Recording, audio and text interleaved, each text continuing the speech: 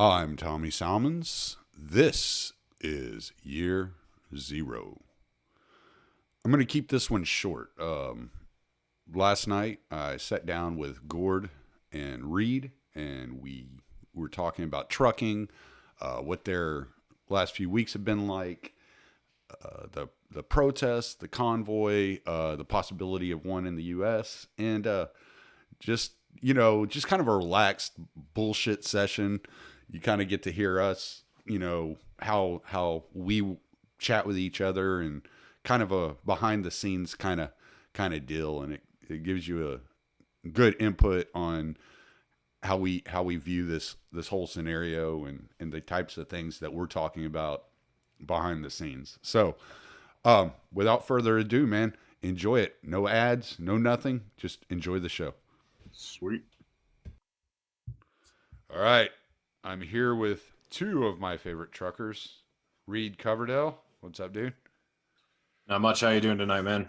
Oh, I'm doing all right. And Gord. Hello. Everybody loves Gord. I know my mom's going to be especially excited because she always likes to hear from Gord. I'm a little verklempt at all the positive vibes I've been getting the last couple of weeks, given the media I've been doing, trying to defend my homeboys up north. So, yeah, what's a little more Gord, eh? You're stretched a little thin at the moment. Oh, dude, it's been interesting. Yeah, I'm glad he got on real Fox News, because I just got on discount Fox News, but Gord's actually been up in Canada, so I'm glad he got the bigger show. all 4 minutes of it was a quick done and dusted. So yeah,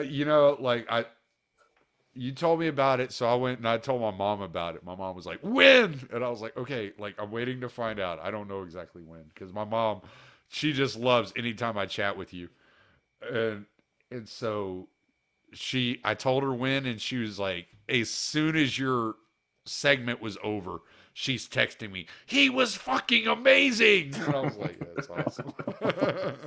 I appreciate it, Mrs. Salmons. It's very, very kind words. Yeah. So, but yeah, let's talk about that a little bit. Let's talk about how y'all's last couple of weeks have been, because it's been crazy for you too. Y'all been everywhere. So let's start with you, Reed, because you're used to all the attention. Yeah, not like the last couple of weeks though. It's I don't really know where it started. I mean, obviously what's been going on up in Canada kind of was the impetus behind it, but Olivia Rondeau gave me a shout out on Fox Business, I don't know, 2-3 weeks ago. And then Kennedy ended up wanting to have me on the show. So they reached out to Olivia asking who I was, and she gave them my contact info. So they contacted me. And so then we set up a time, and I think this was on like a Thursday or a Friday of the previous week. And they said, "We'll have you on Monday night." So I was like, "Oh, great." So I started sharing to Twitter and everywhere, or Facebook, everything. Like, "Hey guys, I'm going to be on Fox Business on Monday night at 7 p.m. Eastern time. So make sure you know, and make sure you're ready to watch it," or whatever. And so this was at the same time that Joe Rogan was getting in hot water for having Dr. Malone, and I forget what the other doctor's name was, but having both of them on, and then they were trying to weaponize this N-word controversy against him or whatever. And so then he also had like 70 episodes taken off of Spotify or something like that. So there's this guy, Dennis Troll King on Twitter, who just goes around impersonating different people all the time. Mm-hmm. And he got really big when he pretended to be the Maxwell trial tracker after it got suspended. He just started it up as like, and he got up to like 16,000 followers or something. And so then right after there's all this buzz about me going on Kennedy on Monday night, he changes his name to Joe Rogan, changes his picture and everything. And he says, "For my next episode, I'll be interviewing Reed Coverdale, who is organizing the U.S. trucker protest," or whatever. So it blew up. It got thousands of likes and retweets and everything. I remember I had people. some friends of mine sent me that. Buddies of mine in Canada were like, "Hey, Gord, did you see this? This Reed guy is going to be on Rogan." And I'm like, "No, he isn't. He just got trolled real hard." It took them a little while to figure it out. Yeah, but I got, I don't know, dozens of messages from people, some of them pretty big, and some of them were like news organizations asking me, "Hey, we'd love to have you on to talk about this trucker protest you're organizing," or whatever. And then it's so funny, like several hours later, the Dennis again tweets out as Joe Rogan, "I'm sorry everyone, but they have removed my episode with Reed Coverdale from Spotify." So that just blew it up even more. I got even more requests, and I was writing everyone back. I'm like, "No, sorry guys, I'm not organizing a protest and I'm not going on Rogan. But if you still want to have me on your show, I'll still go on." So a couple people still had me on. One was Allison Morrow. And then I just went on Chrissy Mayer's podcast yesterday. So still like got a lot of buzz, but there was a bunch of artificially generated buzz from that whole troll too. But then I went on Kennedy, and then after that I got some more requests. So it's been nothing but nonstop requests in the DMs, like, "Hey, will you come on our show? Hey, will you come talk to us?" So it's been pretty nuts. I've never had it like that before. So kind of interesting. And Gord, yours has been pretty wild too, because you actually hit like you're hitting like national media, which is crazy. I mean, yeah, I mean, Reed, you are on Fox Business, which is a big deal. You know, It is. I when you texted me and told me you were going on Kennedy, I texted Scott Horton.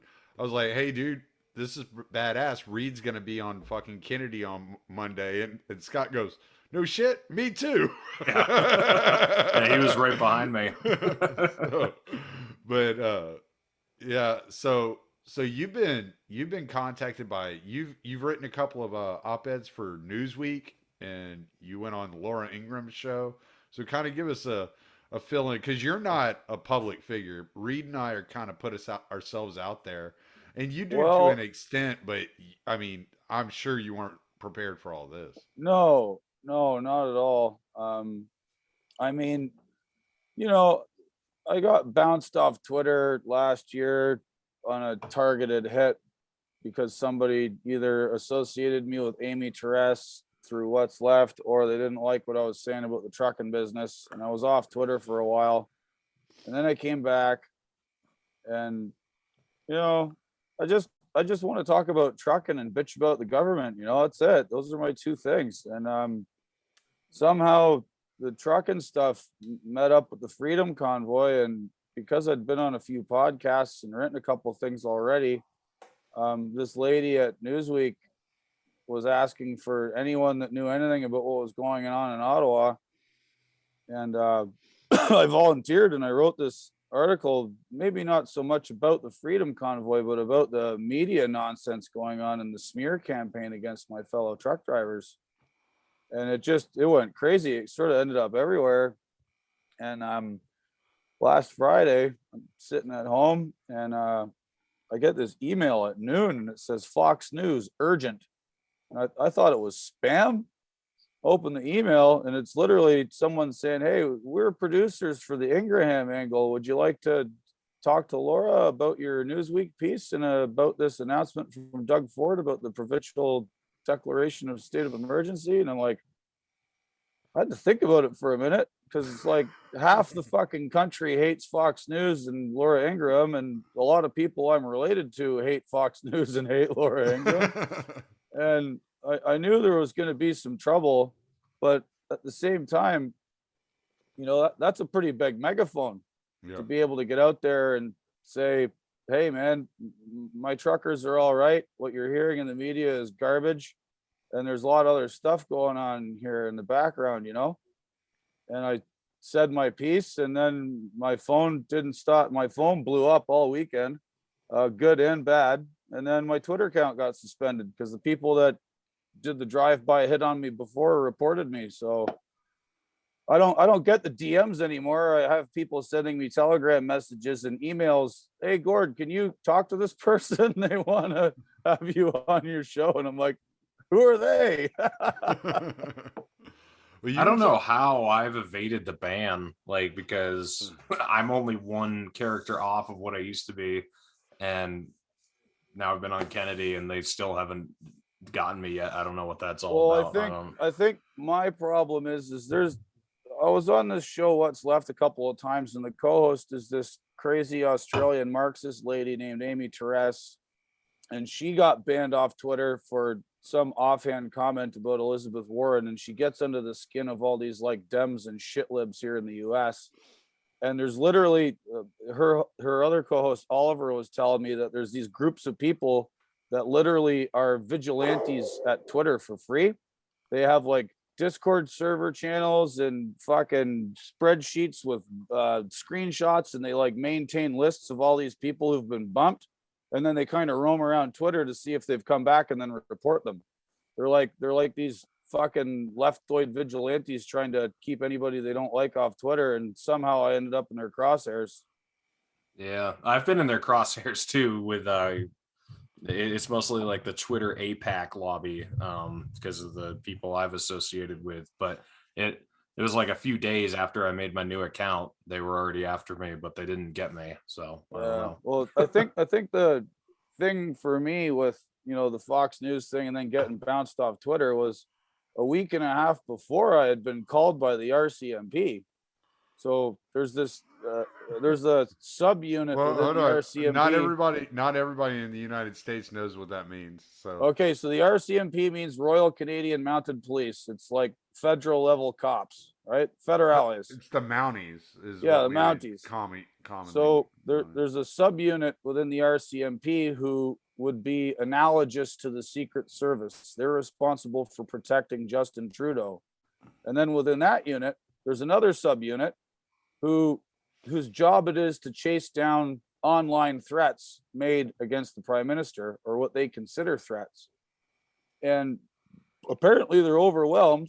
And this guy, this constable, I had a very interesting chat with him. I mean, he found my phone number somehow, and I said, you know, I live in the United States, right? Like, I have First Amendment protections here, and you have no jurisdiction south of the border.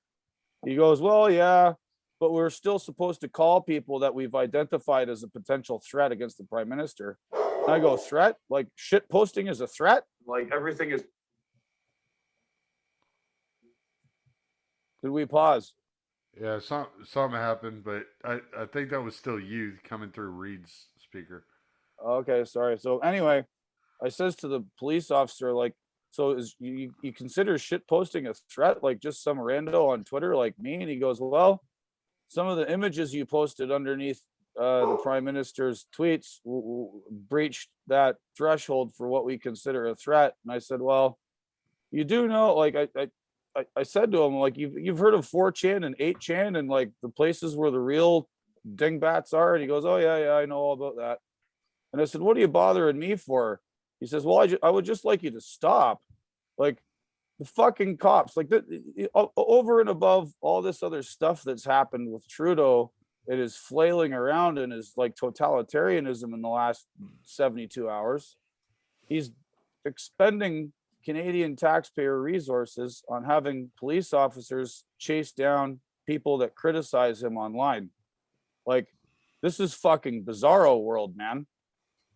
Right. And then like I said to the cop, I'm like, my grandfather drove a Sherman tank across Europe for the Canadian military to clean out the sort of people that demand to see your papers. Right.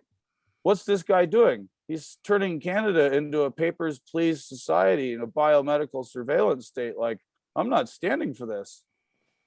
You know, and the police officer says to me, he says, yeah, I get it. I didn't vote for him either, but I got a job to do. And, you know, ease up on on the prime minister. It was so fucking bizarre, and I tried to like still be nice to him, you know, because I am Canadian after all, right? Like, I got to be nice.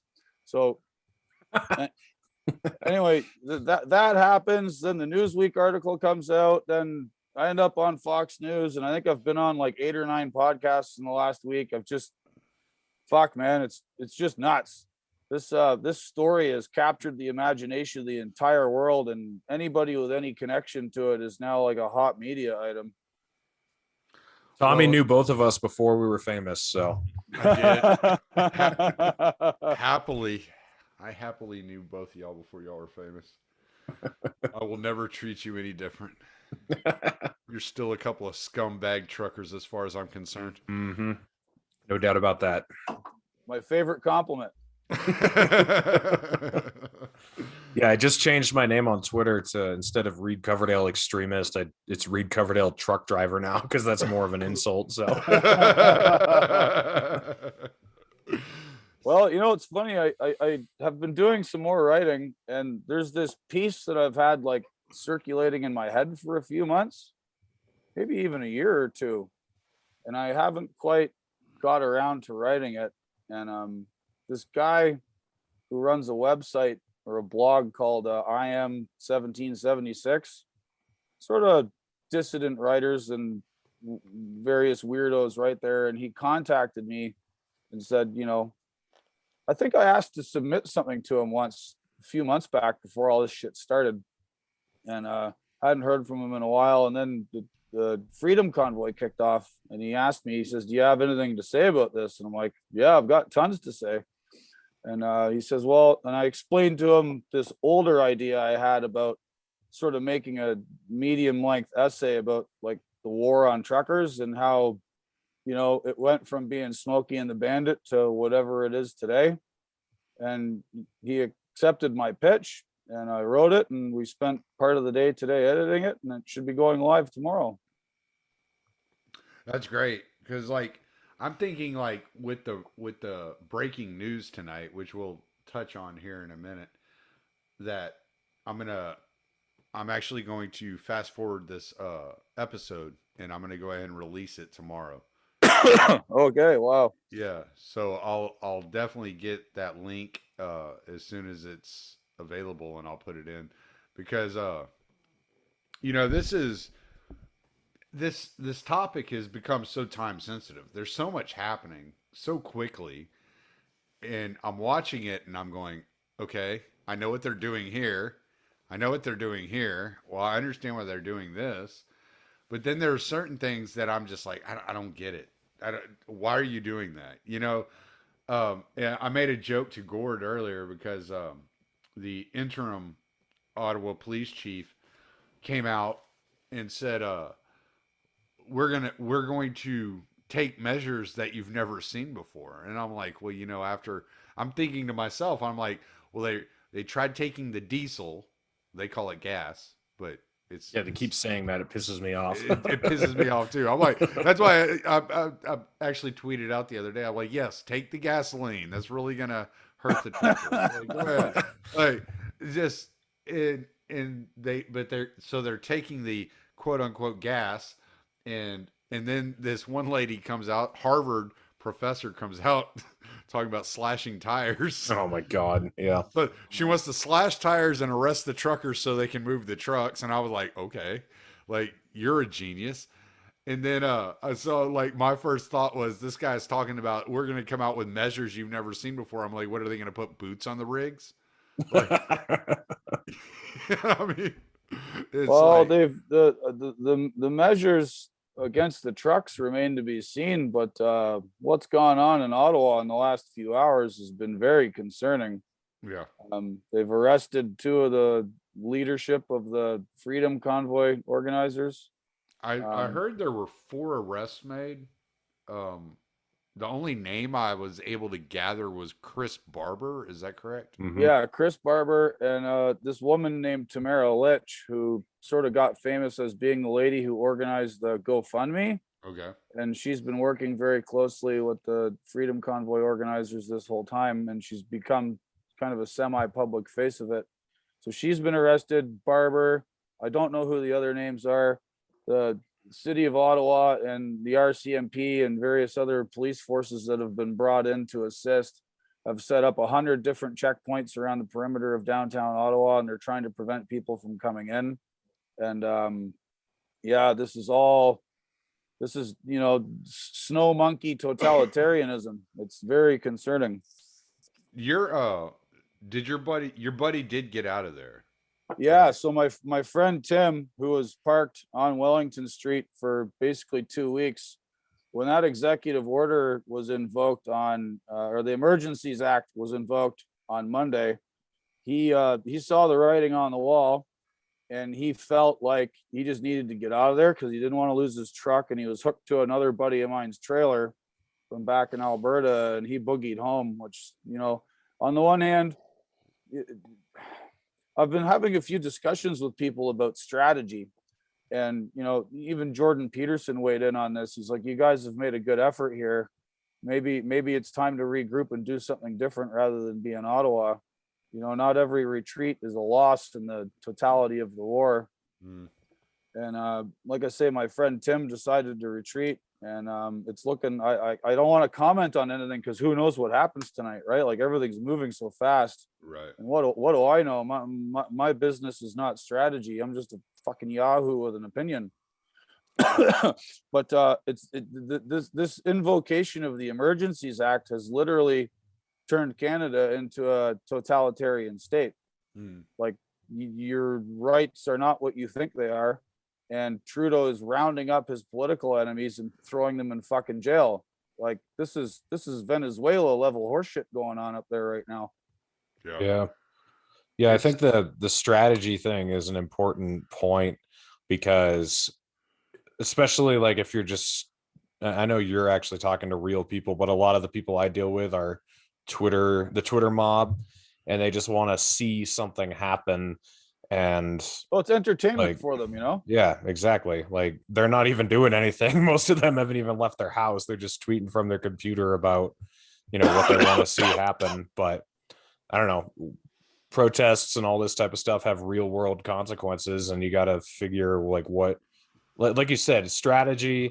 What matters is results with a protest. Like, I mean, I don't think that just focusing on justification really matters, because there's a lot of protests you could do that would technically be justified, and some that have happened in our history that you could certainly argue were justified, but they fucking blew up and backfired and didn't work. So it's all about like figuring out the best way to move forward and what's actually gonna exact the change that you want to see.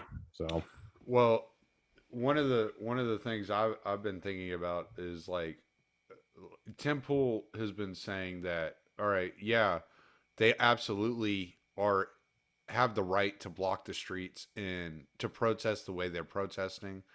It's civil disobedience is absolutely necessary in times like these, and the government has to measure the way that they come in, and if they do make arrests, how they make these charges and how they attempt to come down on these protesters. So what we really need to see is, are these protesters, the ones that have been arrested, are they going to be treated like it's January 6th, or are they going to be treated like it's a civil rights movement? And that's right. what we really need to pay attention to. Yeah.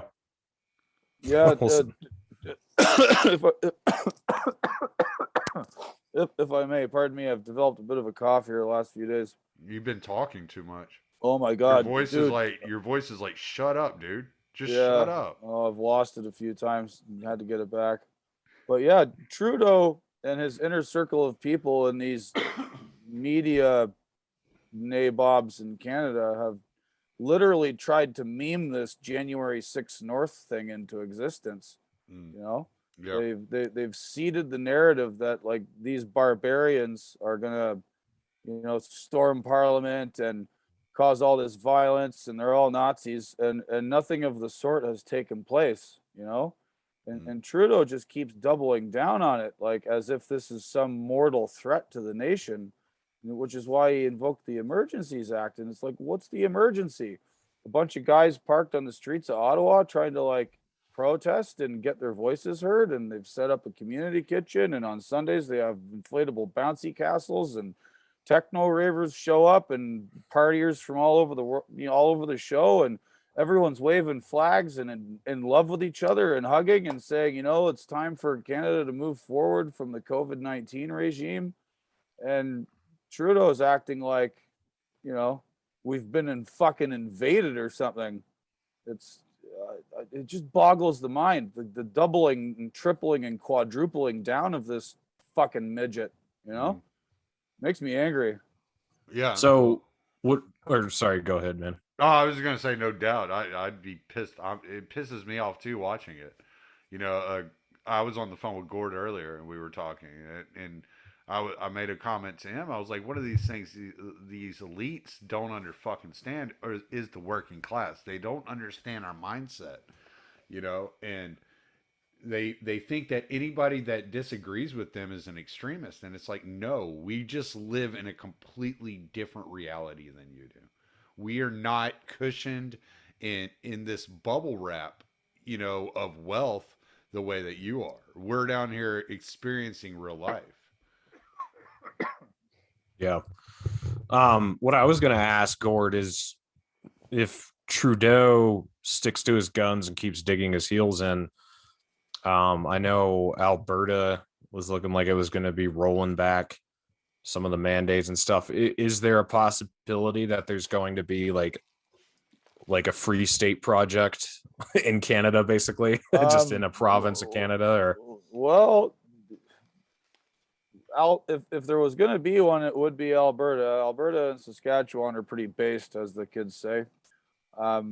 It's interesting you mentioned that Alberta's dropped their mandates. 4 provinces have said they're dropping them by the end of the month, and health ministry bureaucrats and all the other provinces are in meetings talking about how they're going to drop theirs.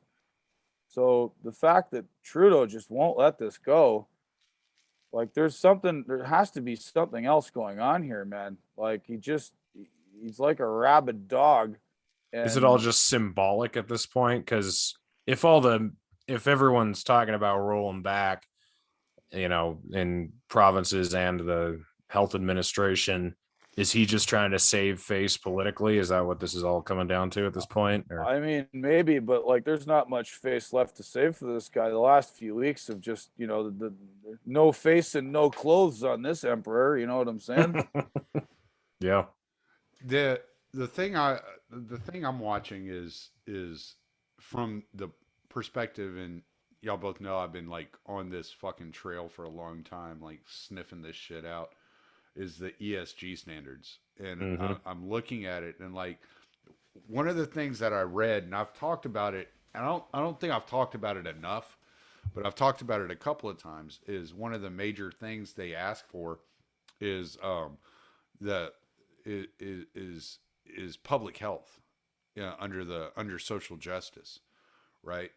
And so I'm looking at it, and I see these passports as part of these ESG standards, right? Like it's to me, the way it looks is the COVID passports are a foundational part of ESG, because that is something they can get the general public behind. Okay, while they're flying around on private jets and reducing the amount of carbon and increasing taxes on everything that we do on a day in and day out basis, where can they get the public to rally behind? Well, you look at Canada, which has a universal healthcare system. Well, this person's medical decisions affects the amount of taxes you pay. Like your taxes are paying for his medical decisions.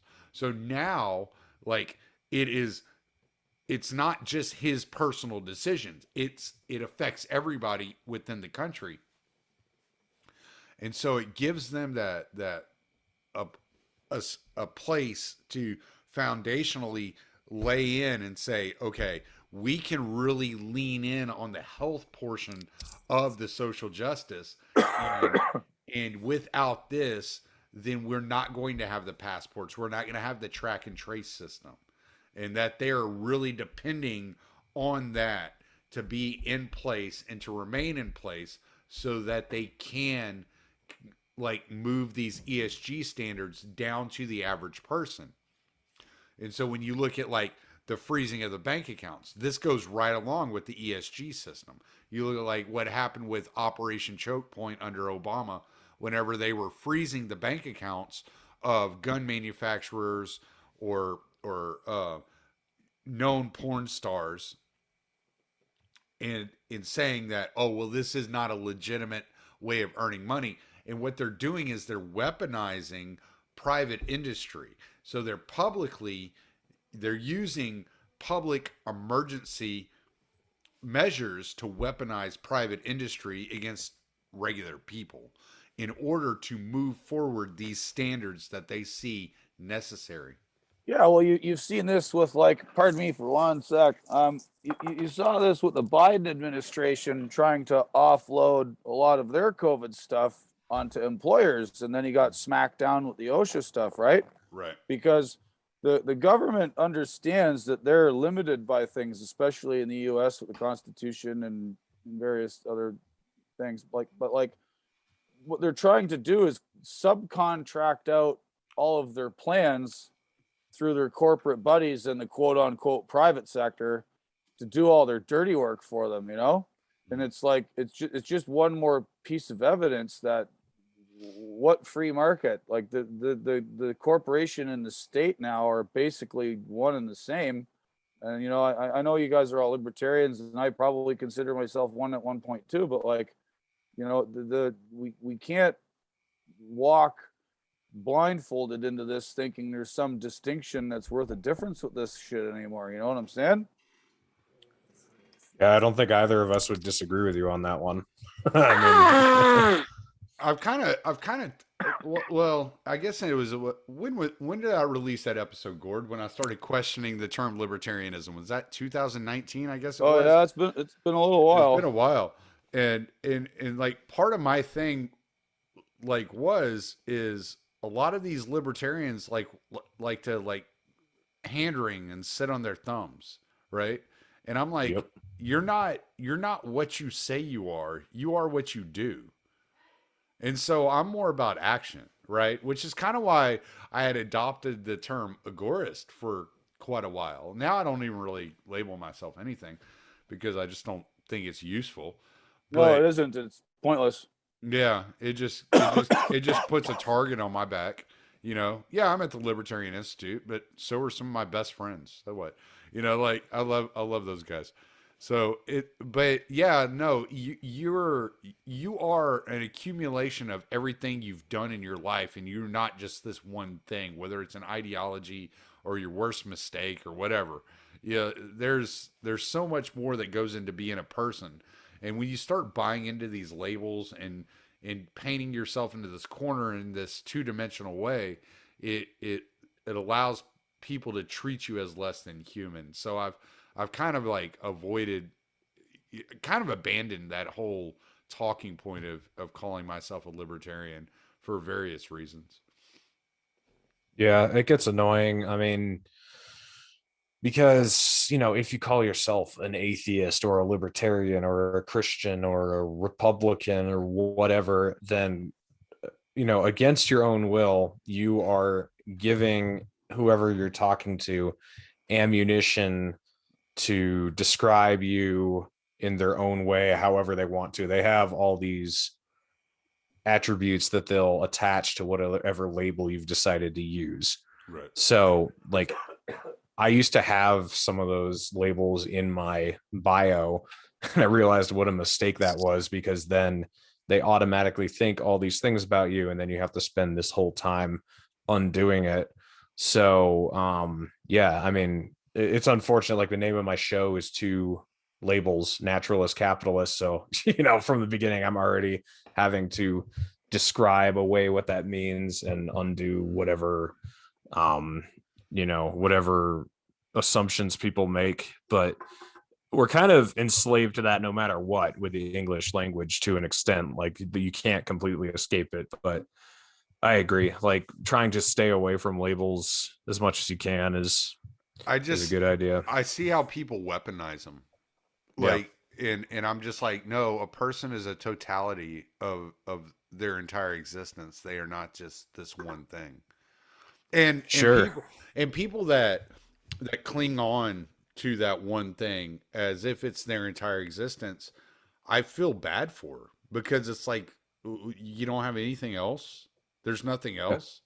Like I'm not, a podcast, but I'm not a podcaster. I like, You know, like I do so much in a day. I drive a truck, but I'm not a truck driver. You know, like I'm a blue collar guy, but I'm not a blue collar guy. You know, like Right. it's there's so much to existence, and there's so much to enjoy that these labels they dilute any meaning or value that life actually has, because Yeah. then you become too attached to it, and that you let it define you, and I refuse to let anything like that define me. Yeah. I mean, next time someone asks me what I am, I'll say, oh, I'm a truck driving, scuba diving, skiing, podcasting, like just name off like 300 Yeah, different things, exactly. because Yeah, there's a lot. Yeah. yeah, Read, So, read, read Coverdale, Renaissance man. yeah, yeah, because like I enjoy playing with my dogs and spending time with my wife and hanging out with my kids, and working with my chickens and gardening and everything I do. I even my job, it's enjoyable. Like it's not the best paying job, but I enjoy it because I'm like, oh, okay, because it offers different challenges every day, and sometimes I have to sit there while unloading a truck, and I have to calculate how am I going to unload this to make it, to make it through this fucking muddy ass gumbo yard down here in the swamp of southeast Texas and not get stuck in this fucking forklift. Like there's always these challenges that I'm dealing with, and I'm like, if I call myself a libertarian, or if I just put this one label on myself, that it's actually demeaning to myself. It makes me think less of myself because it's not a, a totality of what I am and what I do and what I enjoy. I enjoy writing, and I enjoy the podcast. I do the podcast because I enjoy the podcast. If I didn't enjoy right. it, I wouldn't do it. I talk to people I enjoy talking to, and sometimes you get the same people over and over again, but it's those people that I enjoy spending time with. That I want to spend my time chatting with and brainstorming with and bouncing ideas off of, because I respect them, and I I like how they think, and they challenge the way I think, and these Okay, are Joe Rogan. Yeah. Well, I was going to say that's the problem with you right there is, you're like me. You actually want to figure out what's going on. You actually want to know what's true, because you want people to challenge what you've thought, and you want to change because, I mean, if if you find out new information that you didn't realize before, obviously it's going to change you. And I think so many people do not want that. They do not want to be challenged. They don't want to find out they've been lied to because it's uncomfortable. So that's why they cling to these singular labels, like that's why mm, they want to just be a libertarian, because it's something they found that made them feel good about themselves and comfortable. And they're like, okay, this is it. This is the answer. I'm not going to question anything. I'm not going to talk to anyone outside of this sphere. And they just cling on to that and double down instead of like, hey, wow, this really makes sense to me. I want to go talk to someone who disagrees with me and see why they don't think the same thing I do. And, it's that curiosity that leads you to be less dogmatic and, tends to cause people to hate you because you're starting to question things and you're a heretic in their mind or whatever. yeah. So I don't know. I Well, think it takes a special type of person to have the approach you do. And there's no, it's the minority, I think. people really like their thought terminating cliches. They're very comfortable and cozy, kind of like sitting on the couch with a warm blanket and a nice hot cup of tea. You just have to sit there. You don't have to think about it too much. You just enjoy that cup of tea and let the waves of banality and no thinking just wash over you, and just sit in that couch. Let Exactly. everybody else do the thinking for you. Yeah, Beatrix ran into this the other day, and by the way, she says hi to both of you. Uh, G'day, B. I I'm horrible about that, but this guy that she's known for probably 10 or 11 years on Facebook.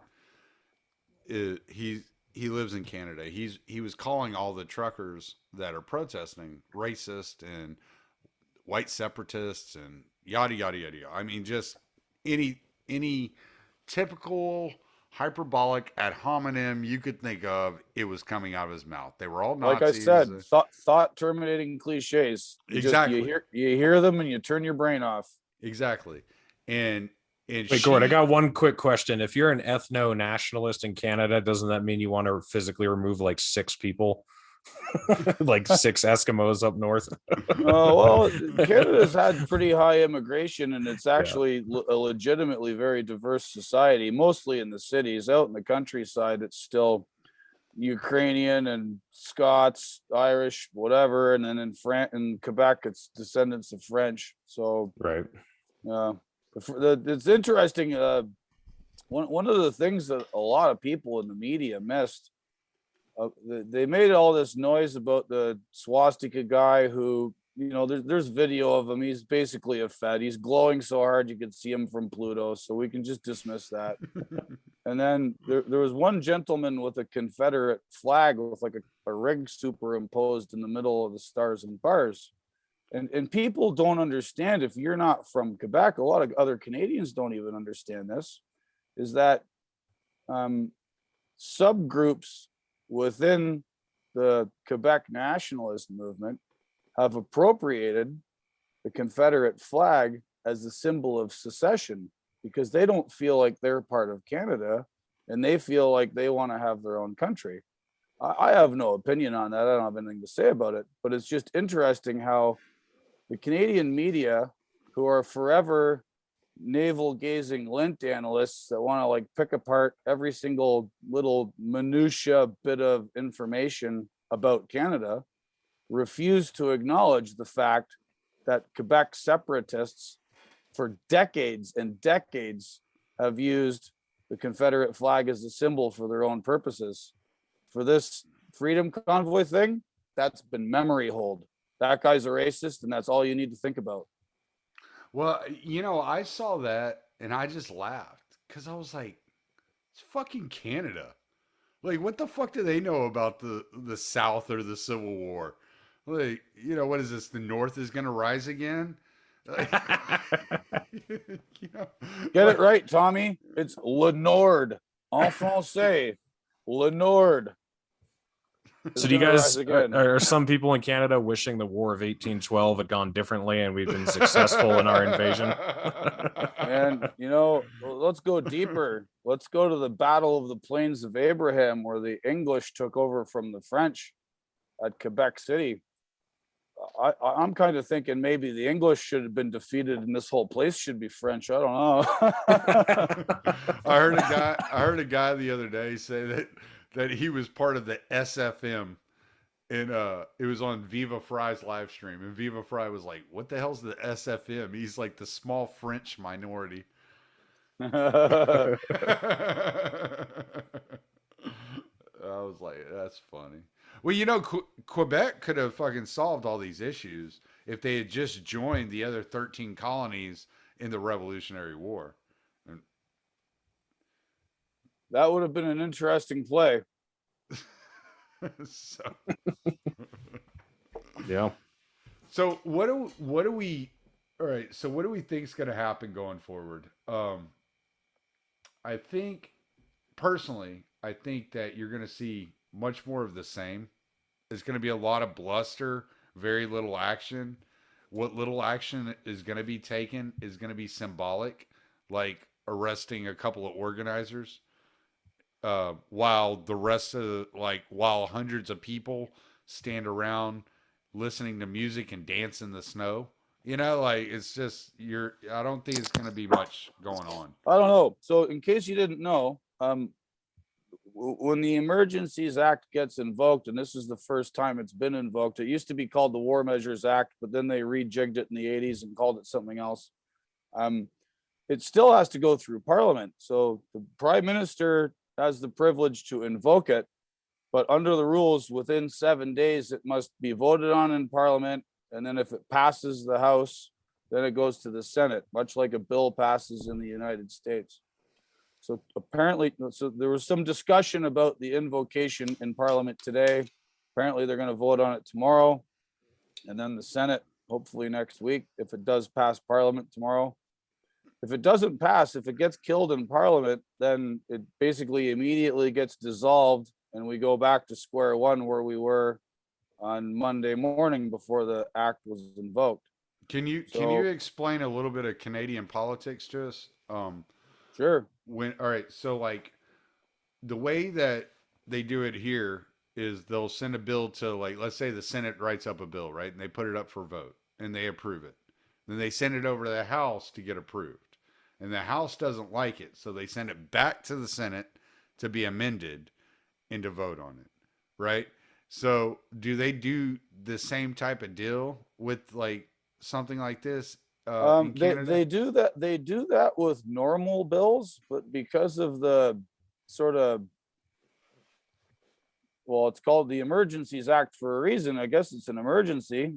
So we're told. So I don't think that it bounces back and forth. It's either yes or no on this one. So it's like an all or nothing thing. Yeah, like either the government gets all these powers or they get none of these powers. Correct. Okay. Yeah, either it lives or dies going through the House and then the Senate.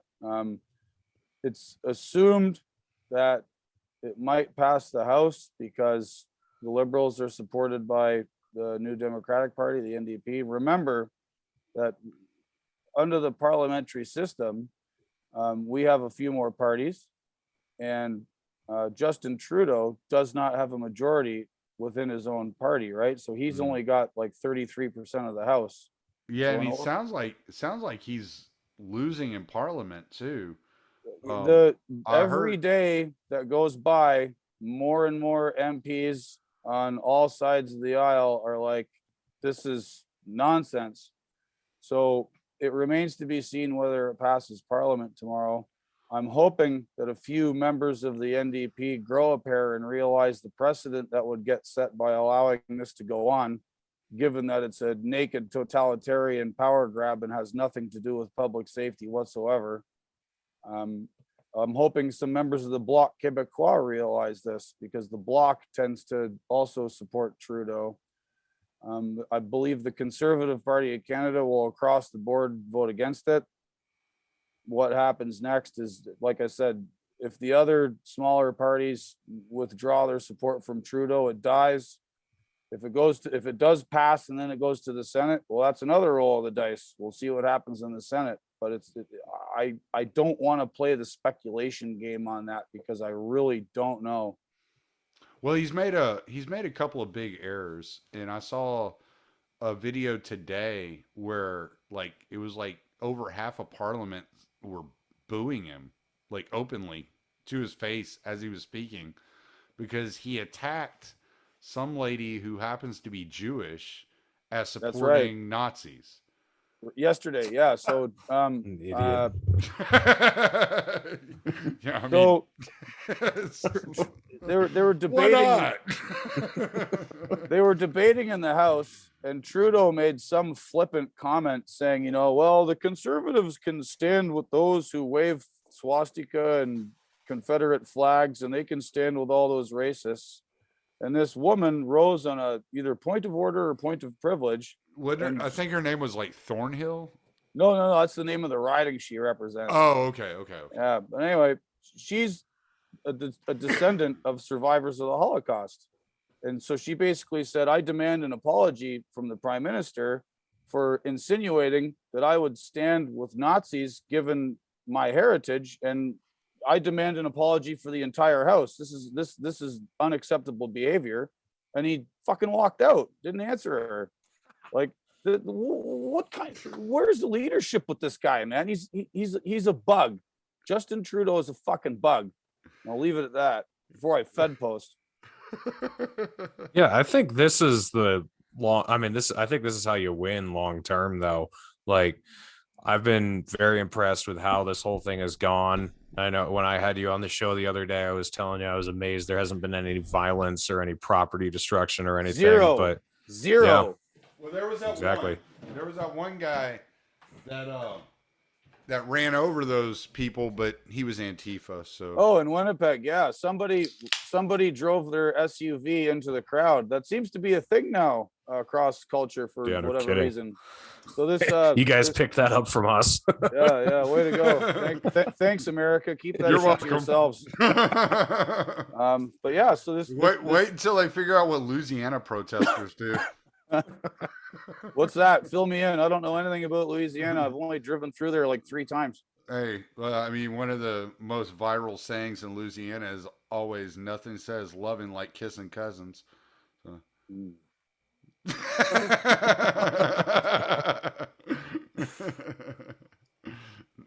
They're just trying to elevate themselves to that of the monarchy.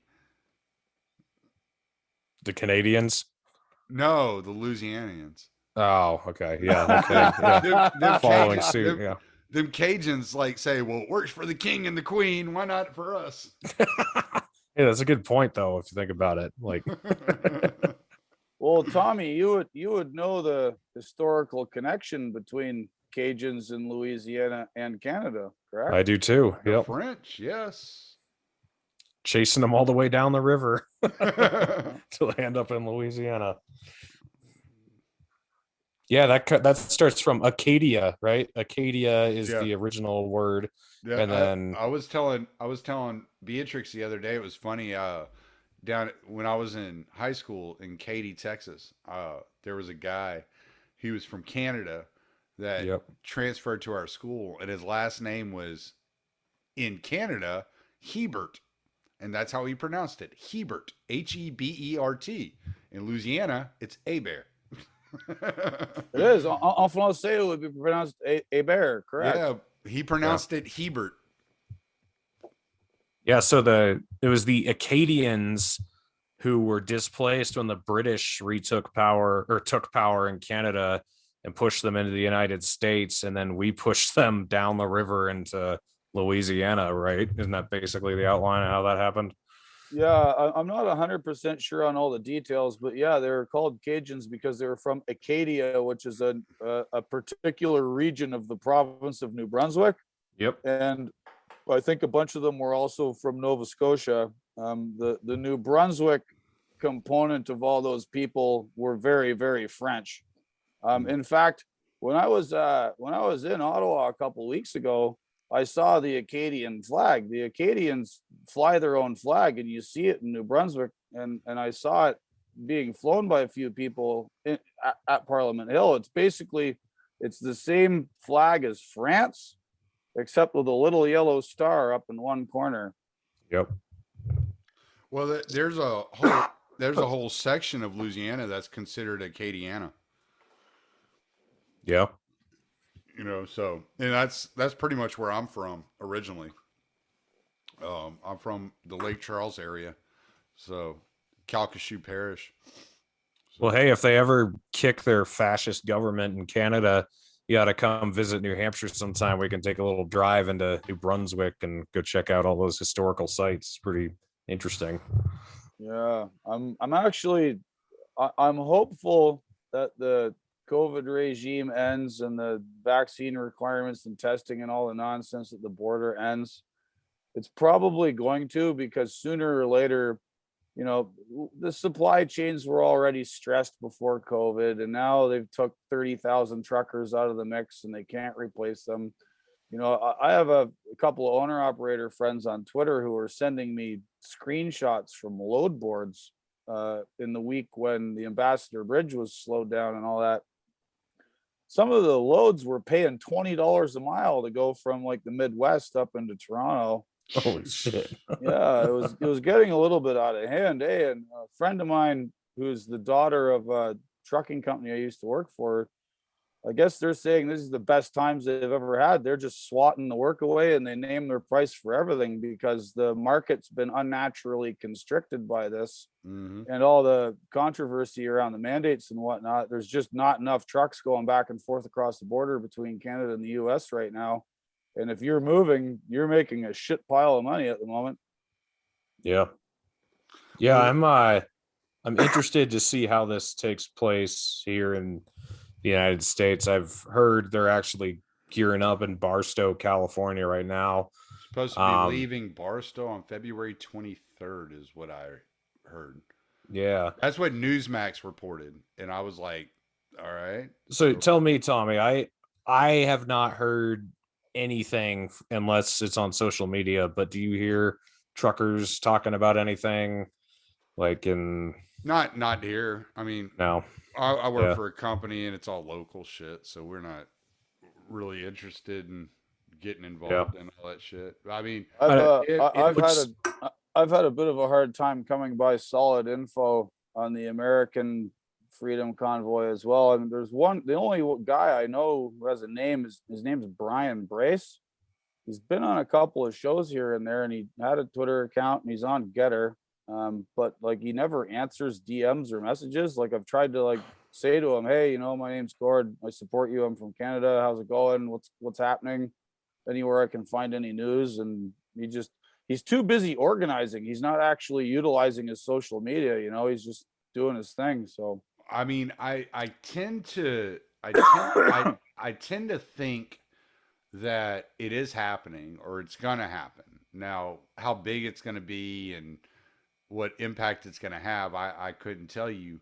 And the only reason I tend to think that there will be something that occurs is because there are some left wingers that I follow that are kind of like not well known, not mainstream, but they kind of have an ear to the ground, and they're already calling it a white supremacist rally. of course they are. And if they're already amping up the rhetoric around it, it tells me that there is something there.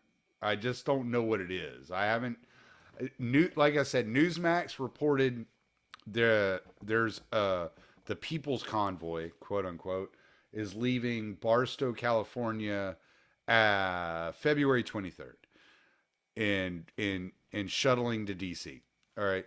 So if this is happening, and these guys are like know something that's going on, whether they have plants or whatever, I would think most of them are feds, if you ask me. Well, you know, honestly. it's funny you mentioned that, Tommy, because you know our mutual friend Huntsman, who I set you up with to have on your show.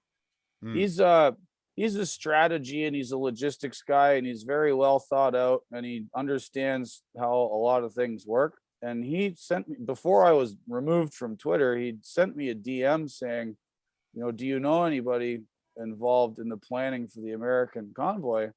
Because I foresee a lot of problems that, you know, I would like to offer them my free advice on how to avoid them, you know, with like political opportunists jumping on board, you know, cranks, weirdos. We don't have a good track record with protesting and things flying off the handle really quickly. So. Sure, yeah, and you know, the bigger something gets, the more weirdos latch onto it, and then it's more opportunity for the media to focus on the weirdos rather than the message of the original intent of the convoy.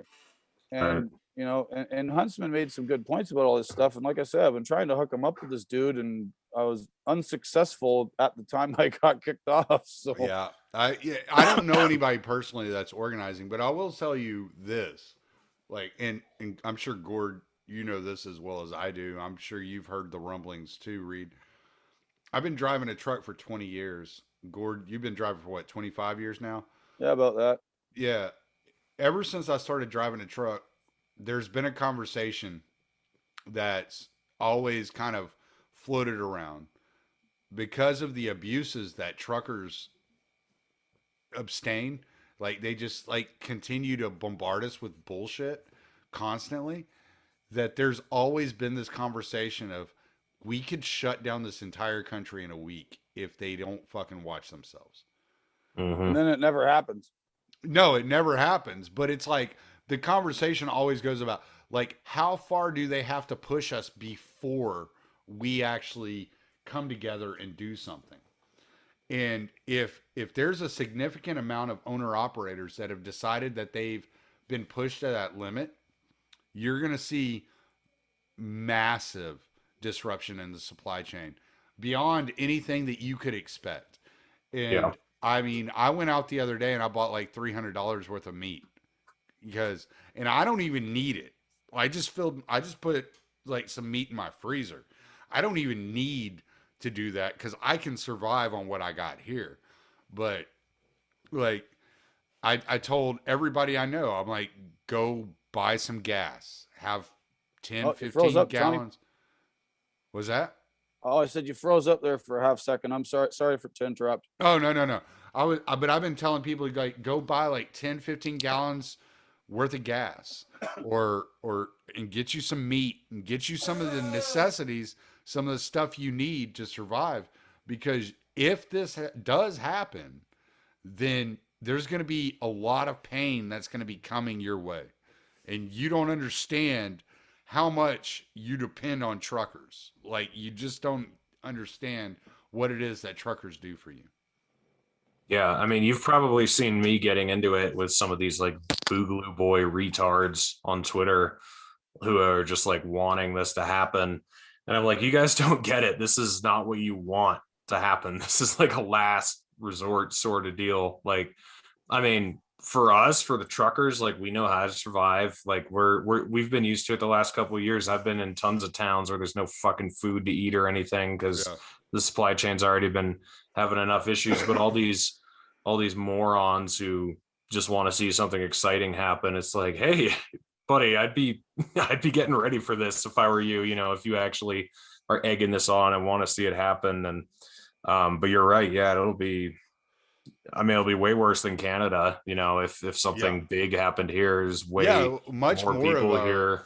much more of our commerce depends on trucking here in Yeah. the U.S. Much more of our commerce depends on trucking.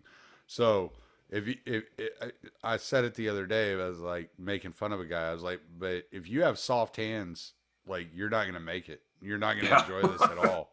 Yeah. But it's not going to be fun for you. If you think you can just, if you think Hamburger Helper grows on a shelf, you're in for serious shit, you know? Yeah. I mean, I don't think people they think, oh well, you know, there just won't be groceries. It's like, no, you won't have gas. Hospitals will be running out of supplies. You know, There manufacturing is won't going be to go groceries. under in a couple of weeks. Yeah. So your little spoiled ass growing up in the city with your fucking upper middle class parents haven't been eating every fucking day for your entire fucking life. Yeah. Yeah, go fuck yourself. You don't know what it meant to go without food. Yeah. And then they also say like, well, you guys, like they're telling me, why don't you just do it really targeted? Like why don't you keep the medical trucks going and keep the grocery trucks going? And I'm like, dude, what if you stop moving gasoline, everything shuts down? If you stop moving, like, I mean, it's a domino effect. It's Well, and not like that's so utopian. That's such a No. fucking that is such a normie fucking view. Do you not know that the same guy running fucking Nestle Waters is running toilet paper and running canned goods and running cereal? Like, he's doing it all. Yeah, dude, they have no idea how anything works. And a couple of weeks ago, I was just getting into arguments with them, and I was like, "Why am I doing this? These people are fucking video game retards. They have no idea how anything in the real world Most of these people actually really functions." they really need the pain because they've never been punched in the mouth. You know, like seriously. Yeah. Yeah, a lot of the people who have been like clamoring for this, they'll be the first ones starving on the street, begging for help. You know, it's like, okay, dude, like whatever. They'll be starting the GoFundMe and posting it on Twitter. I can't afford gas to get to the grocery store to get food that isn't there. Yeah, these folks you're alluding to here, Reed, that are, you know, cheering from their basements and wanting to see it all crash and burn. They're just as bad and toxic to me as the sort of like email job professional managerial class commentariat online who, you know, I've seen people say, well, okay, so 30,000 truckers in Canada have been affected by this mandate. And if they don't want to work, just find 30,000 more truck drivers. Okay. People honestly say shit like Holy that. shit. Like they have no idea what they're talking about. Get your ass in the driver's seat, bitch. Yeah. Like to see them even try to shut the parking brakes off if they could figure that out. Well, you know, I worked for legacy companies too. So I was watching dozens every week, dozens of new truck drivers in and out. It's a rotating fucking door. There are very few truckers that enter the industry that last for any amount of time. Like you're a different breed of person. Like to be able to live in that way. It even got with me like the last few years where I couldn't be alone anymore. I had to start bringing a dog with me because I just couldn't. It was driving me crazy. I was just going bananas. And I used to go like 3-4 months over the road at a time. These motherfuckers couldn't go 3 hours without a fucking Coke. Like, yeah, no shit. You know, like, give me a break. You know, you listen to these fucking stories. I listen to this bullshit leftist goddamn. This is some of the biggest crock of shit. It pisses me off every time I hear it. Like, Amazon truckers are forced to piss in a bottle. Every fucking trucker is forced to piss in a bottle. Not me, man. I've never done that. I'm never in a hurry. I'll always pull over. Fuck that shit. Oh, fuck that, dude. I'll fucking push my sleep time as much as I fucking can. Yeah. I will fucking be driving down the road at 70 miles an hour, fucking pissing in a goddamn milk jug. I don't give a fuck. You know, I've seen motherfuckers. I'll have to agree to disagree on that one, Ricky. I've seen motherfuckers high capacity piss jugs. I've seen motherfuckers pouring out fucking like piss out of their fucking out of empty laundry detergent containers. Yeah, like all right. This podcast is turning to a ridiculous place. Wait, do you really want us to go into the most disgusting things we've seen on the road? Yeah, no, man. You know what? You don't even want to go into the most disgusting things I've had to do out on the road. I'm putting the lights on at the chicken coop, and Tommy's getting a level 1. That's it. We're putting him out of service. Got enough of this shit. Oh man. But yeah, no, I'm just like, I don't feel bad for y'all. Like I don't feel bad for Amazon drivers. Like the lifestyle is not fucking all, you know, rainbows and Skittles flying out of your ass. You know, like just get over that idea that this is your normal job. This is not your normal job. Yeah, it's a lifestyle, not a job. Like I knew that when I was choosing it. I was like, this is not a 9-to-5 deal where you are working and then you're not working. When you're working, you're not really working, and when you're living, you're not really living. It's sort of like a mix of the two all the time. Like it just becomes your life, you know. It's very liminal, isn't it? It's like in between spaces. It's not any one thing. Right. Yeah. And you know, I was in the infantry when I was in the military. And I don't know if without that training, I could have done it. You know, being alone all the time, sleeping in the back of a truck all the fucking time, and being gone, you know, for 3 months at a time, which that was hard. Like by the like, you know, I'd be like 2.5 months into it, and I'd be like, all right, man, I got to get out of this fucking truck because I hadn't talked to anybody, I hadn't spent any time with anybody. Like it drive you fucking crazy, you know. And these people don't have a fucking clue. And it's just, man, but these same people are saying, yeah, we need a trucker strike. Nah, dude, like you couldn't survive a week in a truck, let alone like 2 days without a fucking meal. Yeah. You know, I don't know what to tell you, man. Yeah. I mean, it's that same kind of fantastic mentality of wanting a revolutionary war again. You know, like you see that a lot on online, like, oh, let's kick this boogaloo off, let's get it going. And it's like, dude, it's not like you're shooting redcoats out in the field. Like that turns ugly fast. You're shooting your neighbors and your cousins, and you're like, I mean, it just gets ugly, and people don't think about anything in a realistic way. It's all romanticized. So Yeah, that's the well, consequence. they play too many video games and they watch too many movies. Exactly. Can I make a suggestion for those that think about such things? I mean, I know obviously we're dismissive of the peddlers of fantasy, but there's a guy I'm a real big fan of. He's from Sweden. His name on Twitter is Tinkzorg. Changes his handle all the time. Anglo Respecter 40K or whatever. And he's got like anime avatars, but he's actually this Nigerian Swedish populist political operative, and he opines on all kinds of this stuff. And he has some very clear and concise thinking about how a lot of this discourse out there is either like functionally R-worded, Mhm. or just fantastic. And like what really goes on when such a thing happens in history, and what are the factors in place today that you need to think about, and what's actually going to happen between all these different classes of people, different allegiances, different areas, and all this stuff. He's on this show called The Good Old Boys a lot, who are buddies of mine. He's probably been on their show like 20 times, and every single one of them, he just clarifies about how much of this discourse is dumb and how to really think about the stuff you're seeing out there. Anyway, I just wanted to plug Tinksorg just because it matched what you guys were saying. Anyway, sorry. No, you're fine.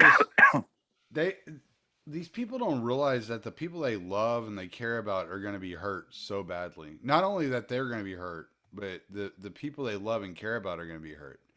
Yeah. Like they're just not thinking clearly about this. They see excitement and they jump on the bandwagon. And if truckers in the United States do put together a convoy, more than likely I'm going to back the truckers. I mean, like they would have to have some really fucking outlandish demands for me to be like, oh, I'm not a trucker. I've never associated with truckers. I don't know nothing Yeah. about truckers. Like they would have to like go way over the top, which I don't. That's part of the reason I wanted to bring up the fact that this has been an ongoing conversation in trucking circles for a long time, and so if you've actually pushed this group of people to that extent to where they're gonna take this stand, they know exactly what they're doing, and they know exactly what kind of power they have, and they're not doing it without really considering the consequences, because people they know and love are going to be hurt too. It's not just you. It's not just the elites. There's going to be pain across the board, and we really have to consider that. Like, why would truckers, like, who spend 96% of their time out on the road to provide for their family, do something that will hurt their family? Yeah. And if it gets to that point, that's a desperation move. Yeah. Well, it means something's wrong and something needs to be fixed, right? Yes, absolutely. Yeah. That's what I'm saying. I think our demands here need to be a little bit different than they were in Canada, or than they are in Canada, because we don't have as many of the same COVID restrictions that they do in Canada. So maybe there needs to be like something else to, like, hey, these ELD restrictions that you've put on us are ridiculous, or I don't know. It's, you know what I'm saying? Like, it doesn't seem like, hey, lift the wearing masks on airplanes and the medical worker restrictions, because that's basically all we got. Oh yeah, I mean truckers. I made this comment to you kind of offhand the other day that it would be like a convention of the states without the states like cooperating. It would be Right. it'd be like a citizens run convention of the states if truckers in the US did this. And what I was meaning by that is like truckers could pressure the population into changing the constitution. Like it's Right. just it wouldn't be that hard because there's not it again, so much of our commerce is done by truck. Like Well, here the rail system in the United States is not as strong as it is in many other countries. So should we be lobbying to end the Fed? Like, should we be like, hey, Maybe look, we should. truckers. Maybe we I mean, should. you know what I'm here's the saying though? thing. Like, it's just if we just say like, hey, we want federal COVID restrictions lifted, it's like it's not that big of a change from where we are now at this point. So it seems like if we're really gonna do this, we got to have kind of a hefty demand, like Real what? demands. Yeah. Yeah. Well, that you need something that's one of the reasons the Freedom Convoy in Canada has managed to engender so much support. You know, despite the media lying about what they want to do. Oh, they want to overthrow Trudeau. They want to overthrow the government. No, that's not what they want. They want the mandates across the board ended. You know, it started out being for the truckers, but they're basically like, we want them ended for everybody. It's not just about Right. us. And we want the arrive can pass requirement to enter Canada removed because that's the first step of the biomedical surveillance state by having this garbage on your phone Right. under, you know, penalty of quarantine and thousands of dollars in fines. So if whatever the American convoy is or wants to be, they need to be very focused and have a very tight message and stick to it and not let it become like Occupy Wall Street where you had 300 different fucking factions who all want something different and identity politics and you know all these rights and those rights. I mean, Occupy started out as a reaction to the financial collapse and then all the bailouts, but then it just like grew and ballooned and became all this other crap, and that's maybe why they sort of fizzled out. And the Freedom Convoy in Canada, like I say, laser focused on one thing, get her done. And I highly recommend that to if anyone here is listening that's part of the American convoy, stick to one thing and stick to it well. Yeah. You brought up Occupy Wall Street, which I think is interesting. It's something that I've heard like Tim Pool compare to the trucker convoy, and I've heard other people say, "Oh, this is very much like Occupy Wall Street," but there's one distinct difference.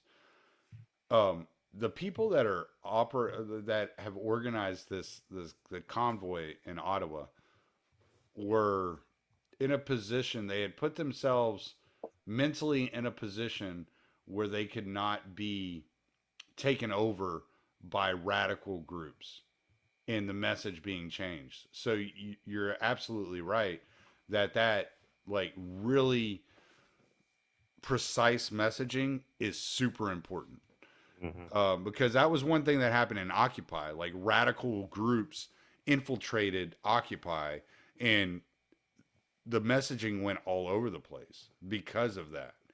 You know, and as long as you have the discipline to stay on target, you're going to accomplish something. Yeah, and I think, you know, the Freedom Convoy, you know, such as it is and has been for the last few weeks, has scored quite a few W's. You know, the Conservative Party of Canada had a caucus meeting and they removed their leader and replaced him because he didn't stand up against Trudeau's COVID regime. And they saw what was coming down the pipe with the Freedom Convoy and they got rid of him. You know, originally the only province who was scheduled to end their COVID mandates like ahead of everyone else was Saskatchewan. And since the convoy came along, 3 more provinces have scheduled to end their mandates at the end of this month. And like I said before, a bunch of, you know, medical bureaucrats in the other provinces are working on their plans to end what they've got going on. So we've racked up a bunch of wins already. You know, the ultimate prize is to get the feds to knock it off. And then, you know, like I say, the leaders of the convoy don't want Trudeau to go, although there's a lot of people within the convoy and its supporters with their flags that say F Trudeau want him gone. But their official message is that's for the ballot box. We respect democracy. You guys vote him out. We just want the mandates done. So that, like you say, disciplined messaging, have a goal, have an objective, show how you're going to get there, be tight with it. You'll have much more success. I saw a flag the other day. It said, let's go, Justin. Yeah. All right. Well, y'all got a few more minutes. I want to talk about one last thing before we jump off here. Sure. Yeah, I could do like 10 more minutes. So. All right, cool. So let's see how I want to introduce this, because I thought it was extremely interesting. You got the freezing of the banks, the bank accounts, and they're not. So the conspiracy theory, or the theory is, I wouldn't say conspiracy theory. The theory is that fucking trope has been planted into my brain. I got to wash it out now. I need bleach. So the theory is that when these banks started going offline the other day after the announcement of freezing bank accounts, I've heard two different explanations, and I just want to see what y'all think about these two different explanations. One explanation was there was a bank run in Canada. Now, I know, Gord, you told me you hadn't had any solid, evidence of that, or you hadn't heard anything about that. And so but what they were saying is that a bank run on the banks in Canada would cause the banks to fail, and therefore you would have all these banks going offline. The other theory was that what was happening are people that had donated to the convoy were getting flagged, and their accounts were getting shut down, and therefore you had like 15,000 people saying, well, my bank's down, and it wasn't their bank was down, it was their account was frozen. So I wonder what y'all think about that.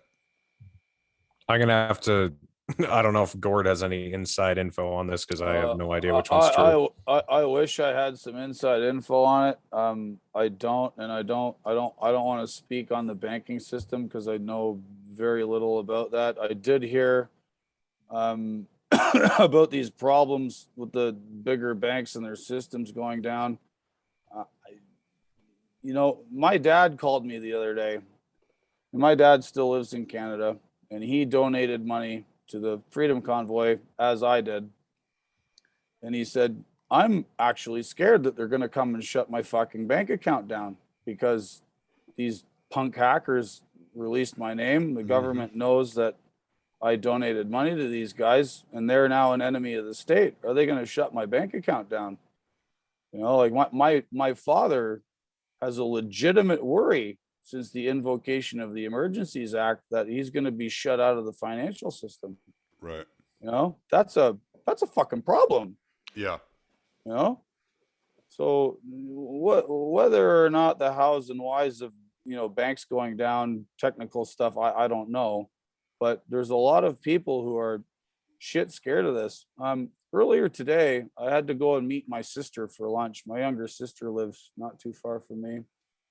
And we were sitting at this place, and the guy next to us at the bar, this tavern, overheard my sister and I speaking, and he said, so are you from Canada? And I went, yeah. And he says, I've been following this thing up north for the last couple of weeks, man. Like, I can't believe what's going on up there, and they're freezing bank accounts and seizing people's assets. Like,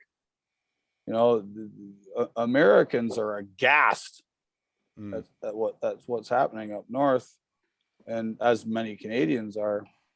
And it was very interesting how they invoked the Emergencies Act, and then the first thing they did was, okay, we're going after the bank accounts and financial tools of our enemies. It was never about public safety. It was about, consolidating power and reducing the ability of the Freedom Convoy people to do anything.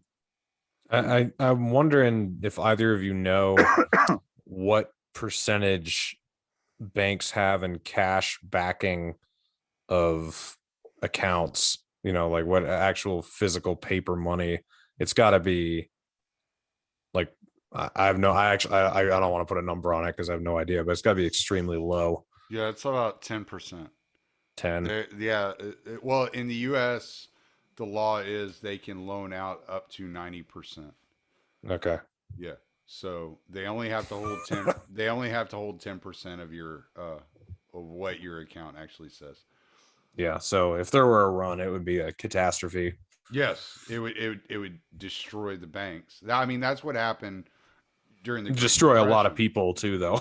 Like, Well, yeah, that's it what would be- happened. That's yeah. what happened during the Great Depression because Yep. they had all these notes that were promissory notes that you could get your gold, but they had been loaning the gold out and doing all this other stuff with the gold.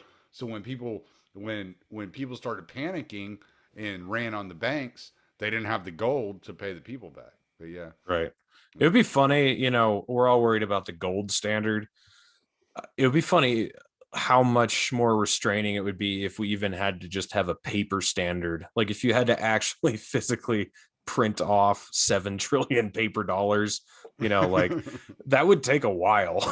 Like you would be able to do it overnight. Like they I do could right see now. them. I could see the fucking bankers back in the back whenever somebody comes to make a withdrawal, just printing it off at the moment, though.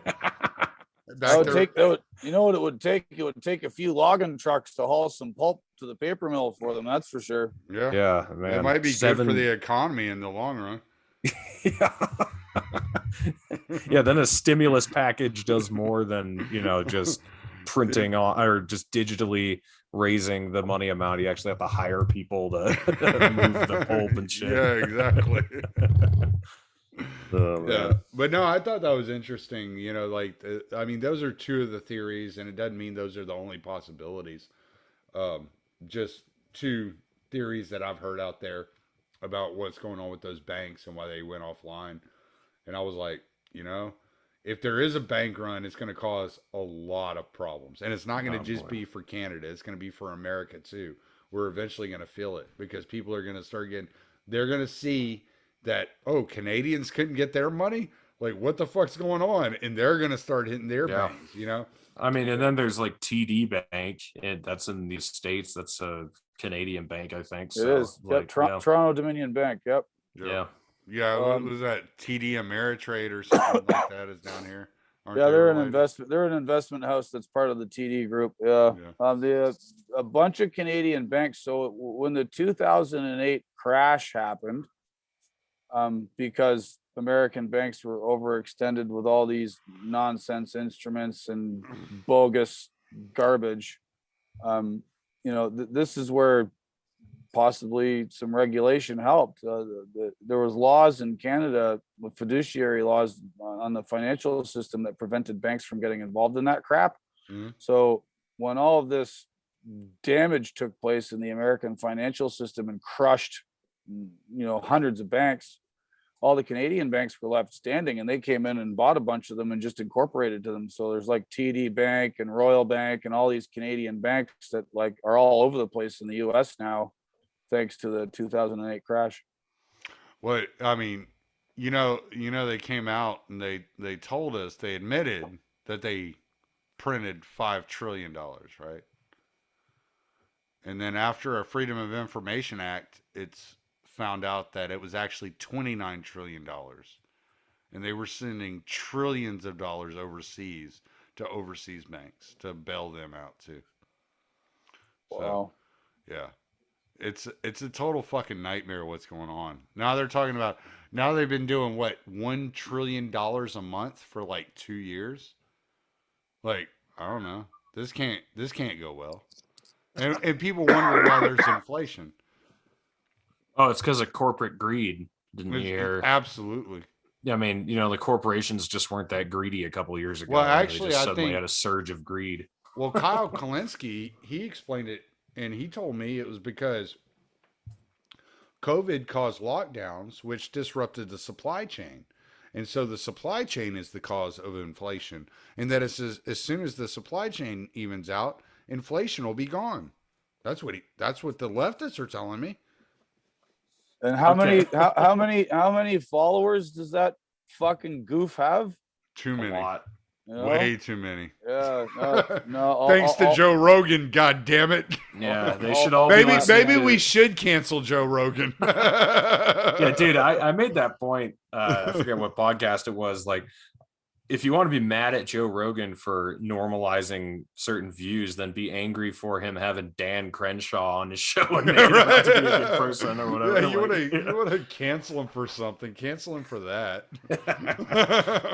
Oh man. All right, guys. Well, plug away. Yeah, I'm Reed_Coverdale on Twitter. I got banned, I don't know, a few months ago, but I'm back and they haven't gotten rid of me yet. And then I'm on YouTube, Odyssey, Spotify, Apple Podcasts, with my podcast, The Naturalist Capitalist. So you can find me all those places. Thanks for having me on, Tommy. It was good. Yeah, no doubt, man. This was fun. Gord. My name's Gord Magill, Magill. You can find him on Fox News and at You can find me on the Newsmax. Angry Mangle. I was on Twitter. I got bounced. I have a very tiny account on Getter, at Goldilocks_zone. I'm on Telegram at Goldilocks.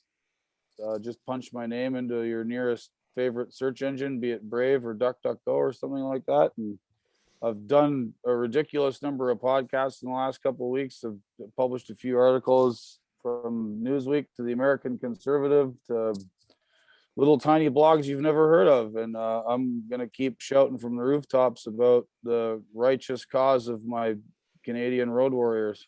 And he's got more stuff coming. He's been on the Naturalist Capitalist, so make sure you check that out. Right. Yeah. Best That was podcast a in the land. That was a great fucking podcast. I really enjoyed that. That was good. I very rarely watch live streams, but I'll watch that one. I was like, I was telling Beatrix, I was like, no, I'm watching this. Like, that's it. I'm watching this one. I never sit around and watch a live stream, but I'm watching this one. But yeah. Well, thank you both. Thanks. If you for asked having me her, on I your would show, probably Reed. watch too many, but I say I never watch it. But yes, no, it was a blast, man. I'm gonna stop the recording, and we will do our thing.